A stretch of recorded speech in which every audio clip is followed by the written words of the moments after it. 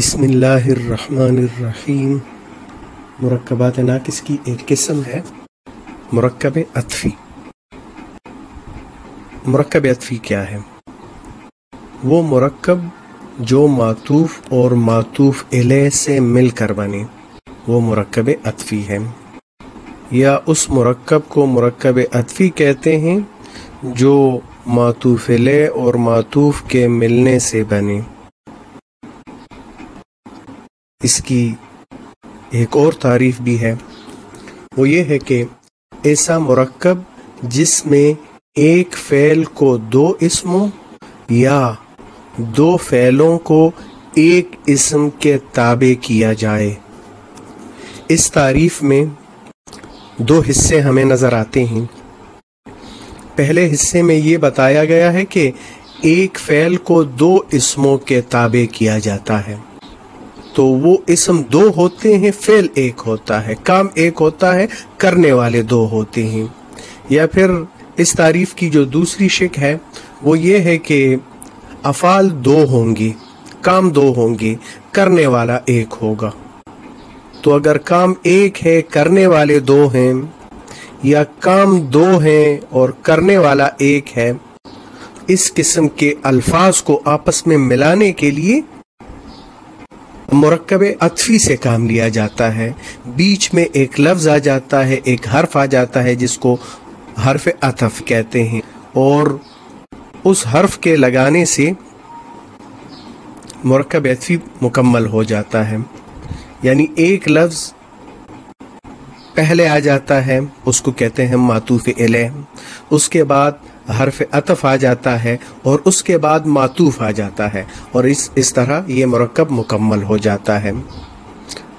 तो अगर दो इस्म हैं, एक फ़ेल है, तो दो इस्मों में पहला इस्म मातूफ़ इलैह होगा, दूसरा इस्म मातूफ़ होगा और दरमियान में हर्फ अतफ़ आएगा। अगर दो फ़ेल हैं तो इन दो फ़ेलों को मिलाने के लिए दरमियान में हर्फ अतफ़ आएगा। पहला फ़ेल मातूफ़ इलैह कहलाएगा और दूसरा फ़ेल मातूफ़ कहलाएगा। मिसाल मुलाहिज़ा कीजिए, चांद और सितारे, दरिया और साहिल, दो मिसालें हैं।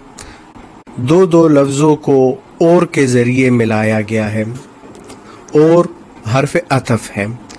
जो मशहूर हर्फ अतफ़ उर्दू ज़बान में इस्तेमाल होते हैं वो हैं और कर।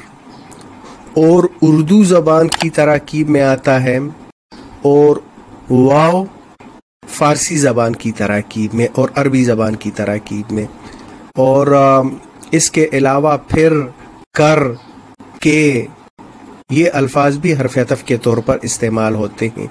तो यहाँ पर दोनों मिसालों में और का लफ्ज़ आया है। चांद और सितारे को और ने आपस में मिलाया है। चांद और सितारे रात को आसमान पर चमकते हैं, तब काम एक हो रहा है, आसमान पर चमकना। करने वाले दो हैं, चांद और सितारे। तो चांद और सितारे को हर्फ अतफ़ और ने मिलाया है। चांद इसमें मातूफ़ इलैह है और सितारे इसमें मातूफ़ हैं। इसी तरह दरिया और साहिल है, तो दोनों लफ्ज़ों को आपस में मिलाने वाला हर्फ अतफ़ और है, और इसमें दरिया मातूफ़ इलैह है और साहिल मातूफ़ है। जो पहले आएगा मातूफ़ इलैह होगा, जो बाद में आएगा मातूफ़ होगा।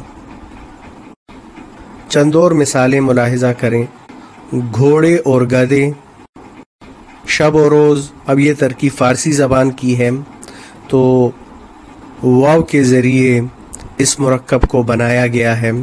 अगली मिसाल पर ज़रा गौर करने की ज़रूरत है।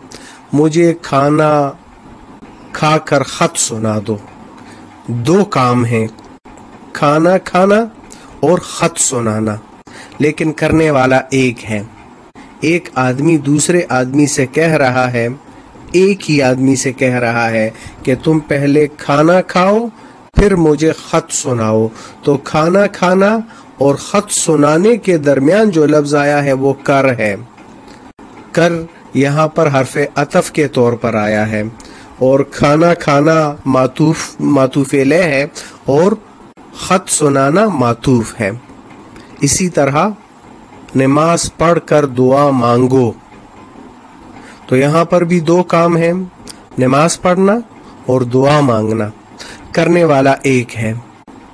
اس لیے ان دو لفظوں کو اگر آپس میں کسی حرف کے ذریعے ملایا جائے تو اس مرکب کو مرکب عطفی کہا جائے گا.